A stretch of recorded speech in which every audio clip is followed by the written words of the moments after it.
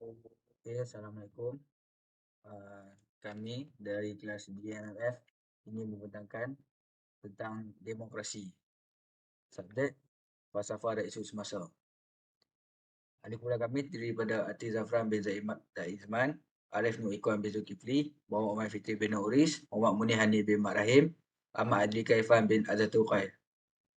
Pengenalan.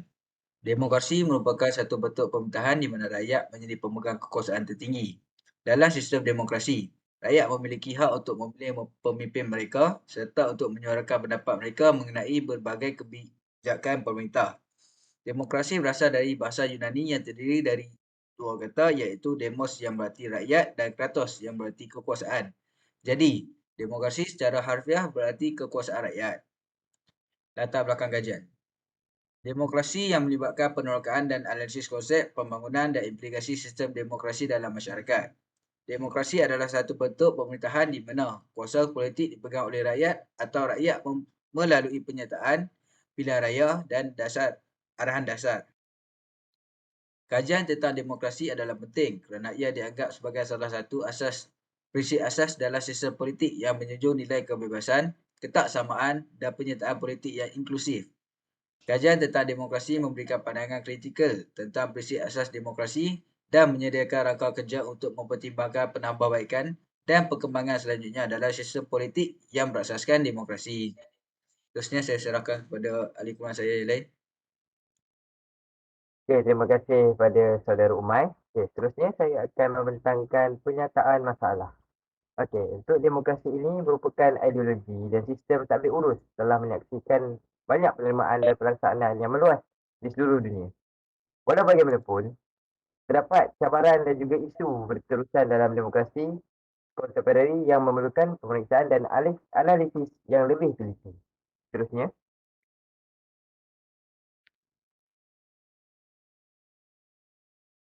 baiklah, untuk penyataan masalah ini kami bahagikan kepada 5, iaitu yang pertama adalah hakisan institusi demokrasi, iaitu satu masalah yang mendesak penghakisan institusi demokrasi di beberapa negara. Yang kedua adalah ancaman populisme dan ekstremis. Kebangkitan ideologi populisme dan ekstremis menimbulkan cabaran yang agak besar kepada nilai demokrasi itu sendiri. Yang ketiga adalah pengundi dan pemisah politik, iaitu peratusan pengundi yang rendah dan pemisah politik dalam kalangan rakyat adalah isu yang berkesan dalam masyarakat demokratik masa kini. Yang keempat adalah ketaksamaan dan pengecualian. Sistem demokrasi menghadapi beberapa dilema untuk menangani ketidaksamaan ekonomi yang penyataan dan perwakilan politik yang sama. Seterusnya, yang terakhir adalah gangguan teknologi. Dengan teknologi yang begitu pesat, terdapat beberapa cabaran untuk menjalankan sistem demokrasi pada sesebuah negara. Seterusnya, objektif kajian yang saya akan terangkan ialah untuk memahami dan juga menganalisis sistem demokrasi dalam konteks politik, sosial dan juga ekonomi. Kajian demokrasi melibatkan penelitian tentang bagaimana sistem demokrasi ini berfungsi, termasuk proses politik, struktur pemerintahan, partisipasi politik dan hak asasi manusia. Seterusnya, seterusnya adalah metodologi kajian. Metodologi demokrasi ini merujuk kepada pendekatan atau kaedah yang digunakan untuk mengkaji dan juga menganalisis, juga memahami sistem demokrasi dan proses politik yang berkaitan dengannya. Kajian ini juga mewujudkan demokrasi melibatkan pemahaman tentang cara demokrasi ini beroperasi, cara keputusan politik dibuat dan bagaimana penyertaan politik rakyat berlaku dalam konteks demokrasi ini sendiri. Seterusnya saya serahkan kepada saudara rakan saya. Terima kasih kepada sahabat saya iaitu Muhammad Munif. Nama saya Arif Ikwan. Seterusnya adalah metodologi kajian. Metodologi kajian ini kami uh, terpisahkannya kepada 5, iaitu kajian perbandingan. Melalui perbandingan ini, penyelidik boleh mengenal pasti perbezaan dan persamaan dalam amalan demokrasi, struktur politik dan penyataan masyarakat. Seterusnya adalah tinjauan pendapat awam. dapat membantu dalam menilai prestasi institusi demokrasi dan mengenal pasti keutamaan masyarakat. Seterusnya, analisis institusi. Cara institusi ini berinteraksi dan menyumbang kepada pembentukan dasar dan membuat keputusan politik. Seterusnya adalah kajian kes. Kajian kes ini memahami konteks khusus faktor yang mempengaruhi perkembangan demokrasi dan kesan keputusan politik yang diambil. Akhir sekali adalah analisis kuantitatif. Mengukur tahap penyertaan politik, keberkesanan dasar dan tindak balas rakyat terhadap proses demokrasi. Seterusnya, definisi kata kunci. Definisi kata kunci kami terbahagikannya kepada 5. Yang pertama adalah kekuasaan rakyat. Rakyat memiliki hak untuk ikut serta dalam proses pengambilan keputusan politik dan memiliki otoriti untuk memilih para pemimpin mereka. Seterusnya adalah keadilan dan kesetaraan. Semua warga negara memiliki hak untuk dihormati, diakui dan dilindungi tanpa diskriminasi berdasarkan ras, agama, jenis jantina atau latar belakang sosial.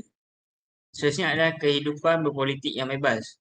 Dalam konteks ini, ia membentuk kelompok atau parti politik untuk memperjuangkan kepentingan mereka. Seterusnya adalah pengambilan keputusan bersama. Keputusan-keputusan yang penting diambil melalui pemilihan umum, konsultasi dan debat terbuka. Akhir sekali adalah menghormati hak asasi manusia.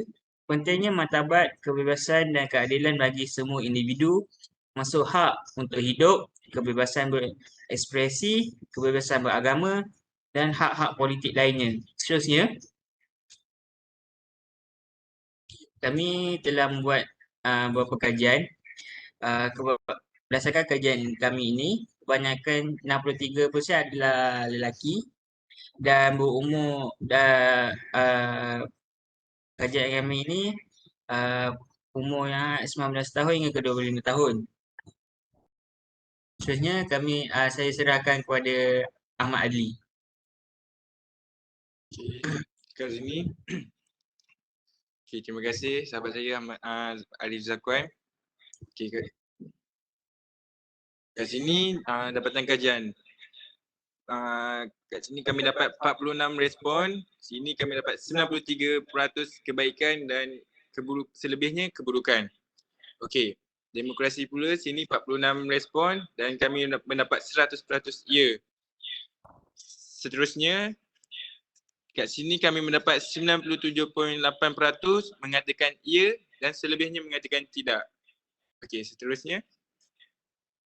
Okey, dekat sini kami mendapat bagaimana demokrasi membantu mencegah korupsi dalam pemerintahan dengan memperkuatkan pendidikan dan juga sikap tanggungjawab kepada pemimpin dan pemilih pemimpin. Okey, seterusnya bagaimana demokrasi membantu mencegah korupsi dalam pemerintahan. Kat sini kami mendapat 31 respon, hapuskan rasuah, pemilihan yang bebas. Okey. Seterusnya. Okey, kat sini kami dapat 31 respon. Di sini terlalu banyak suara liberal dan sosial media sebabnya segala benda semua di hujung jari. Begitu juga sebar yang tidak betul tentang sesuatu demokrasi. Okey, seterusnya cabaran utama yang dihadapi demokrasi dalam dunia moden. Kat sini kami mendapat 31 respon. Rakyat berpecah pendapat dan tidak mendapat persefahaman. Seterusnya, ketidakstabilan politik. Demokrasi memerlukan kestabilan politik untuk berfungsi dengan baik. Namun dalam dunia moden terdapat banyak konflik politik dan ketidakstabilan yang mengancam demokrasi. Okey, seterusnya.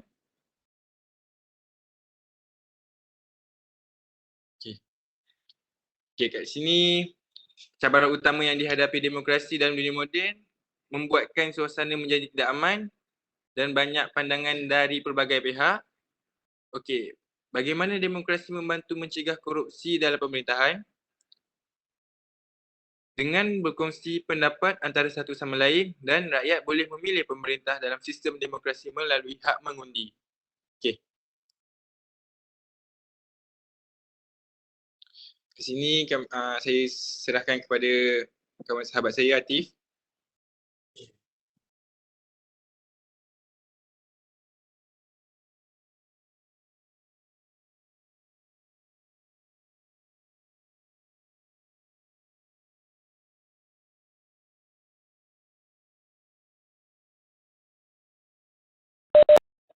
Atif, mute. Atif, mute.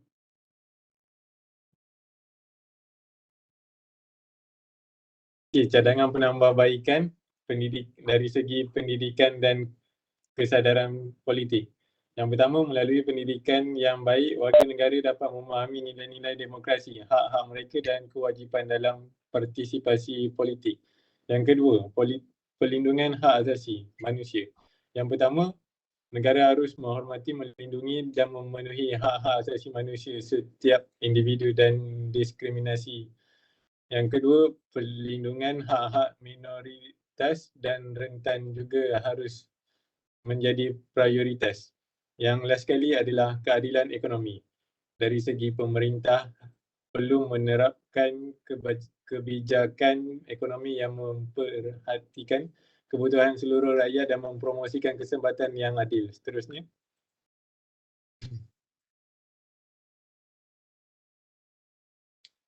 Okay, kesimpulan demokrasi ialah bentuk pemerintahan yang paling sah. Apabila rakyat memilih pemerintah mereka, mereka cenderung untuk mematuhi undang-undang dan menyokong pemerintah. Demokrasi adalah bentuk pemerintahan yang paling stabil. Demokrasi cenderung mengalami perang saudara atau revolusi daripada bentuk pemerintahan yang lain. Akhir sekali, demokrasi falsafah juga mempertimbangkan had demokrasi. Sekian itu saja dari kumpulan kami. Terima kasih.